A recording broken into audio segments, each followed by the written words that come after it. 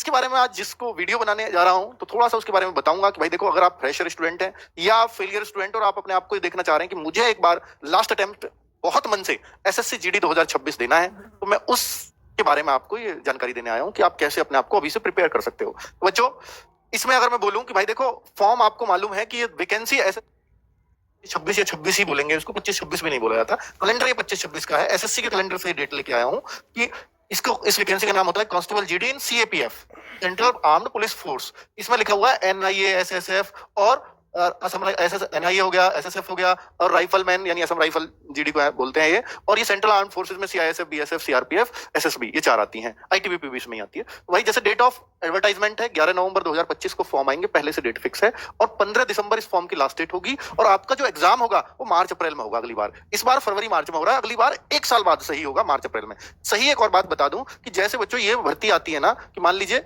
नवंबर में आती है और मार्च अप्रैल में इसका एग्जाम होता है, तो सबसे अच्छी बात यह है कि आपकी जुलाई अगस्त तक ज्वाइनिंग भी हो जाएगी।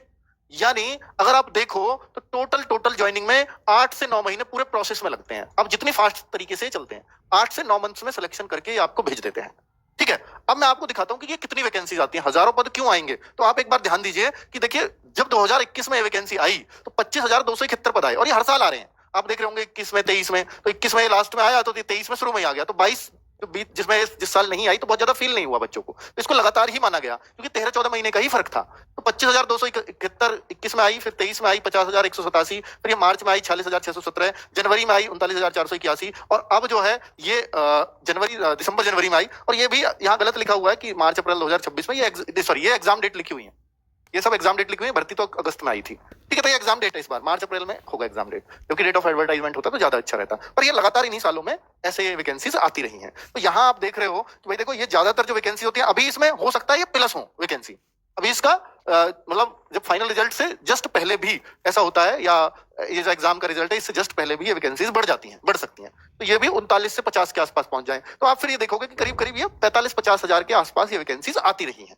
उससे पहले और भी ज्यादा आती थी, पर ये पहले रेगुलराइज नहीं थी, हर साल नहीं आती थी। पर जब से हर साल आती है तो एक लिमिटेड सा नंबर फिक्स हो गया, जिसको आप 40-50 के बीच कह सकते हो। तो यहाँ भी आप कितना मान सकते हो कि एसएससी जीडी में 40-50 हजार वैकेंसी आएंगी। और बहुत ज्यादा खुश होने की इसलिए जरूरत नहीं है, क्योंकि ये जो वैकेंसीज है ना, ये स्टेट वाइज होती है। हो सकता है यूपी के हिस्से में 40-50 हजार में जनसंख्या के हिसाब से 4,000 वैकेंसी आ जाए, ऐसे फिर राजस्थान में कुछ वैकेंसीज आ जाएं, ऐसे फिर एमपी में स्टेट की जनसंख्या के हिसाब से। हालांकि जिस हिसाब से जनसंख्या है उससे कोई मतलब नहीं है इन वैकेंसीज के बटने का। इस वैकेंसीज के बटने का मतलब उससे है कि हमारे पास जो फोर्सेज हैं वो राज्य के हिसाब से कहां से कितनी कम पड़ रही है, ताकि उस राज्य को टैकल कर सके। तो ये ऐसा कतई नहीं होता कि इस राज्य की जनसंख्या के हिसाब से हमें वो निकालनी है वैकेंसी, पर हमें बांग्लादेश में डेप्यूट करनी है, मान लीजिए चुनावों में ड्यूटी लगानी है इस फोर्स की, सीआरपीएफ की मान लो, तो सीआरपीएफ बहुत ज्यादा चाहिए जो बंगाली बोलती हो। और बंगाली कौन बोलेगी? जो बंगाल के लोग होंगे। इसमें क्लेम भी नहीं कर सकते।